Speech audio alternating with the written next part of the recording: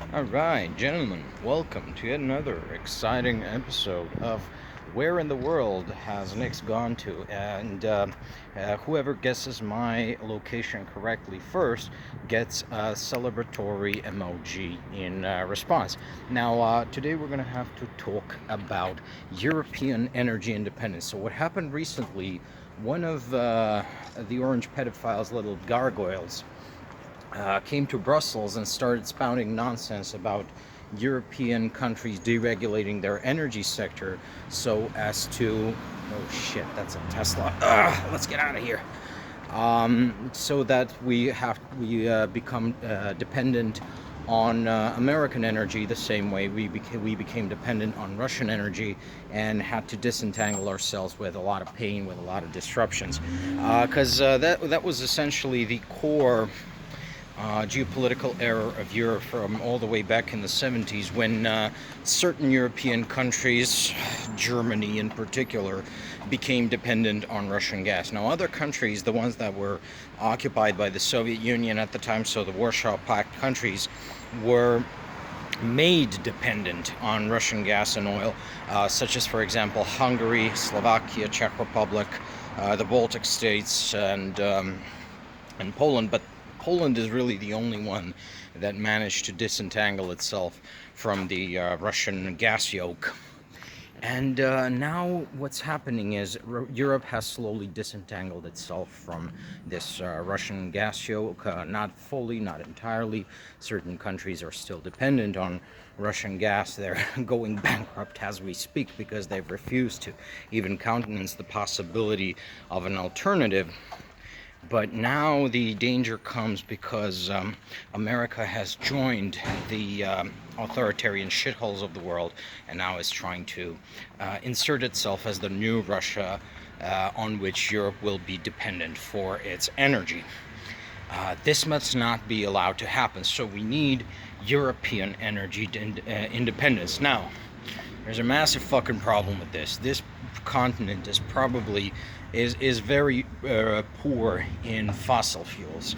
So Norway's got the oil and gas fields, but in terms of quantity, it's not enough. The United Kingdom has some, and it's the same fields as Norway up in the North Sea. Romania has some, and they recently discovered an oil and gas field in the Baltic Sea off the coast of both Germany and Poland, so it's near the island of Usedom in the Baltic Sea, but that's yet to be developed. There's also a gas field in the North Sea near the Dutch coast, which was not exploited because of risk of essentially sinking the city of Groningen into the sea if it is drained. But fundamentally, yeah, this continent does not really have much in the way of oil or gas. We do have quite a lot of coal, but coal is so much dirtier than either of those two sources of energy. So, the way forward, the way I see it, for Europe to attain even a semblance of energy independence is threefold. We have to do three things. First of all, we have to reduce consumption of fossil fuels. A lot of people are saying, oh, we should go for EVs, but I'm a skeptic on EVs. I think that actually EVs on the whole pollute a lot more than the internal combustion vehicles we have. This is because the bulk of pollution from cars comes from friction between the asphalt and the tires, and so the heavier the vehicle, the more pollution it produces. And of course, EVs are a lot heavier than comparable internal combustion engine videos due to the weight of the battery. That's not even getting into the fact that the battery production process itself is such a blight on the environment that is just unbelievable. It's words cannot describe just how badly batteries hit the environment. And so the way to reduce fossil fuel consumption in Europe is essentially to increase our already robust public transportation systems. So with less cars, more trains, more metros, more trams. Cities which do not have metro and tram systems, and the nice thing about metros, trams, and streetcars is they can be fully electric There's no need for fossil fuel input at all. Basically, unlike buses, for example, even though a bus is far more efficient than just, I don't know, 50 people all driving their individual cars, or even 25 people, 25 cars for 50 people.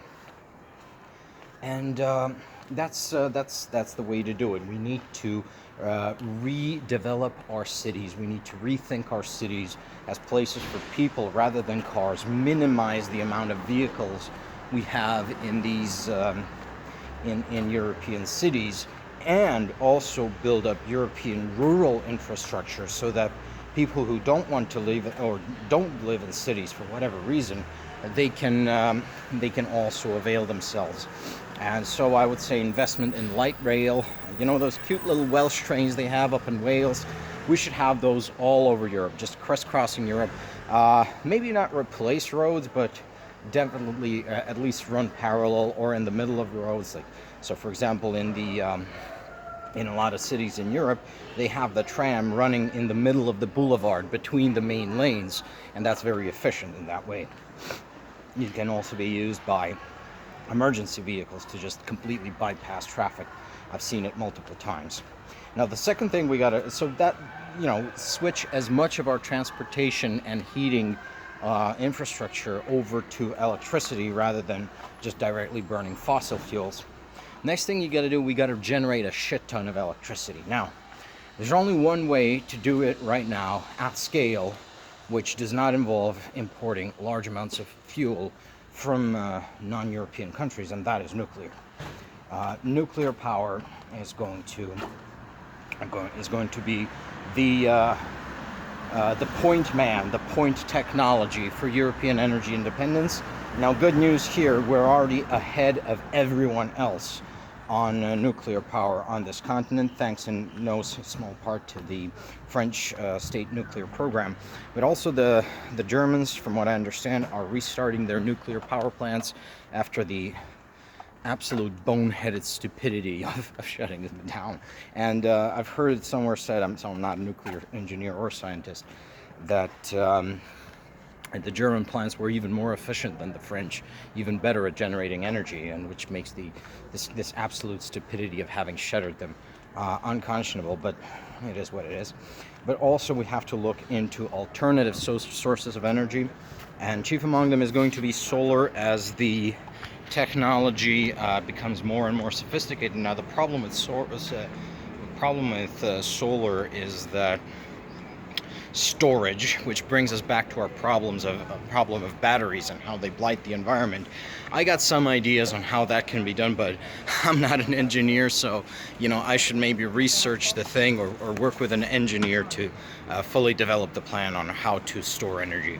But beyond that, I think everything should be on the table. Hydro, tidal, every way we have of harnessing energy from the environment without blighting it, or just minimum invasion, and of course minimum importation of fuels from outside of Europe. We cannot afford to become dependent on hostile foreigners once again.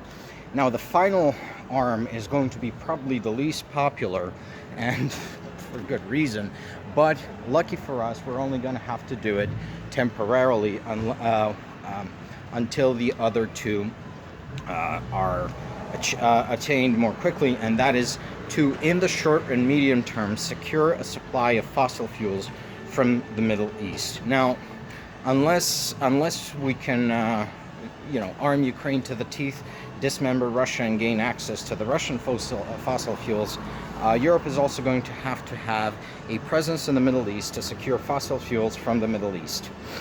That will mean necessarily stabilizing the Red Sea, so that would mean dealing with the Houthis, and I've suggested that Europe take over Socotra from the United Arab Emirates so that we can project power out of that island and into the entire Gulf of Aden, the Persian Gulf, the Red Sea, and the Arabian Peninsula.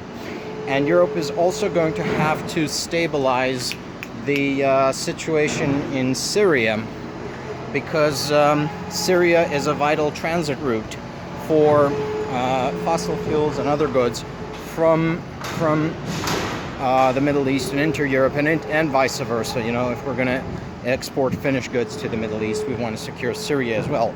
And that will mean spanking Israel and making them, you know, putting Israel in the corner so that they can think about what they have done, and so that they don't do it again, that they don't destabilize the region again. That will mean basically replacing Russia as Syria's primary security guarantor, and specifically as the security guarantor against Israel and Turkey, and to a lesser degree maybe even Iran. But the Iranians, I mean, they've shown themselves to be paper tigers, so who really cares about them anyways?